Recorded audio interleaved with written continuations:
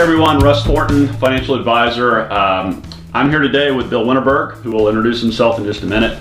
The reason we're here is I have gotten and continue to get a lot of questions about things like online security, hacking. Add to that all the news stories we've seen recently with Equifax, which happens to be based here in Atlanta, and understandably, clients' concerns are elevated. So I had the idea of putting together a presentation. I reached out to Bill, who also happens to be in Atlanta, so we're actually in his studio right now. And Bill is a colleague, a friend. He's a CFP. He has a ton of industry experience, but he spends a lot of his time, which he can talk about, dealing with technology, security issues, things of that nature. So Bill, why don't you kind of introduce yourself and tell a bit about your background and why we're here. Will do. Thank you, Russ. So, Russ, we've been connected for probably 8 or 9 years. At least, yeah. Because about 9 years ago, I started my blog and my website and my business, fppad.com, and I focus on technology for financial advisors.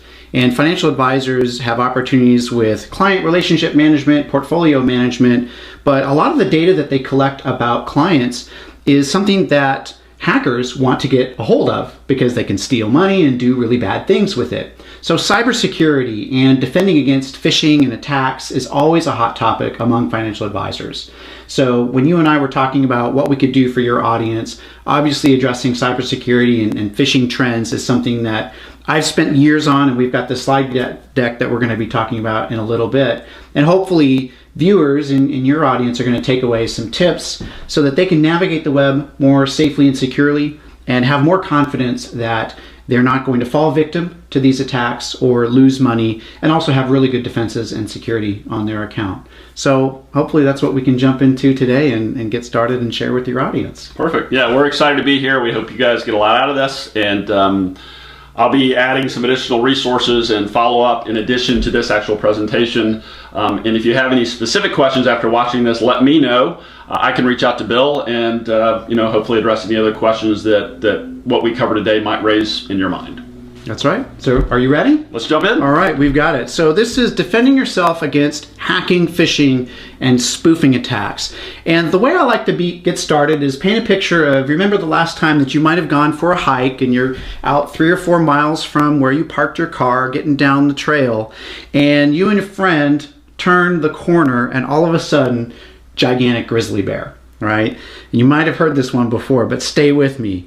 And all of a sudden, you watch your friend like back up, take his backpack off, and he takes out his tennis shoes to take his hiking boots off and gets those tennis shoes on. And it's like, man, what are you doing? There's a bear right there. We got to get out of here. And you're changing your shoes?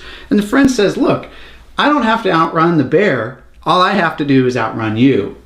And so it's a little gimmicky story that I've heard a couple of times, but that's the frame of mind that I like to talk about cybersecurity, is you could spend lots of money and lots of resources protecting yourself against all of these hacks and attacks.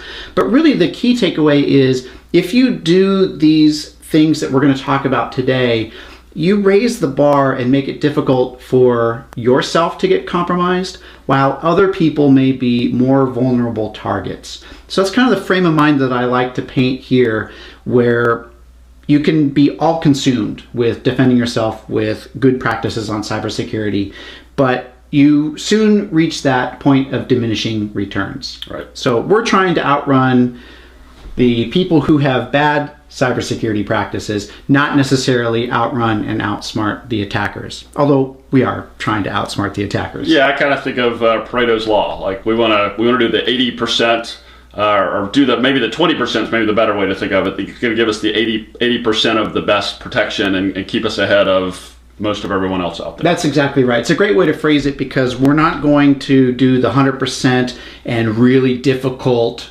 high security types of things. These are the 80% of the topics that are totally approachable to anybody watching. Perfect. Right now. Perfect.